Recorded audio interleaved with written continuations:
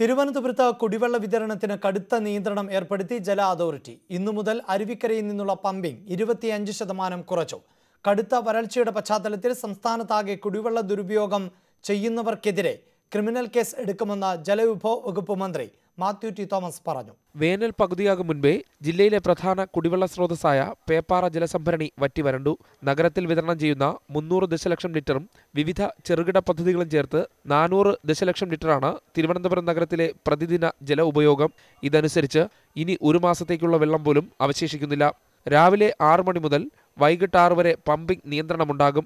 താഴ്ന്ന പ്രദേശങ്ങളിലെ വിതരണം വാൽവ് വഴി നിയന്ത്രിച്ച് ഉയർന്ന പ്രദേശങ്ങളിൽ വെള്ളം എത്തുന്നുണ്ടെന്ന് ഉറപ്പാക്കണമെന്നാണ് നിർദ്ദേശം.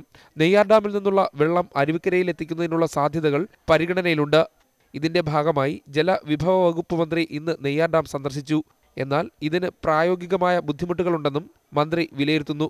നെയ്യാർ ഡാമിൽ നമുക്ക് വലിയ മെച്ചമില്ലെങ്കിലും 13 മില്യൺ MQയുടെ വെള്ളം ഇപ്പോഴുണ്ട്. കഴിഞ്ഞ വർഷത്തെ നിരപ്പിനേക്കാൾ അത് കുറവാണ്. എന്നാൽ ഈ വെള്ളം എങ്ങനെ നമുക്ക് സിറ്റിയിലേക്ക് ഉപയോഗിക്കാൻ കഴിയുമെന്ന ഒരു പരിശോധനയാണ്. സാങ്കേതികമായി നിരവധി പ്രശ്നങ്ങളുണ്ട്. എളുപ്പമാർഗ്ഗങ്ങളൊന്നും കാണുന്നില്ല. കാപ്പുകാട് എന്ന സ്ഥലത്തു നിന്ന് വെള്ളം ശുദ്ധീകരിക്കുന്ന സ്ഥലം വരെ പ്രത്യേക ചാലുകൾ നിർമ്മിക്കാൻ കഴിയുമോ, അതിന് വനംവകുപ്പിൻ്റെ അനുമതി അടക്കം, അതിന് ചുരുങ്ങിയ സമയത്തിനുള്ളിൽ ആ പ്രവൃത്തി ചെയ്യുന്നതടക്കമുള്ള പ്രായോഗിക ബുദ്ധിമുട്ടുകളുണ്ട്. വരൾച്ച മുൻനിർത്തി സംസ്ഥാനത്താകെ ജലവിനിയോഗത്തിന് കടുത്ത നിയന്ത്രണമുണ്ട്. കുടിവെള്ളം നിർമ്മാണ പ്രവർത്തനങ്ങൾക്ക് ഉപയോഗിക്കരുത്. കുടിവെള്ളം പാഴാക്കുന്നവർക്കെതിരെ ക്രിമിനൽ കേസെടുക്കാനാണ് നിർദ്ദേശം.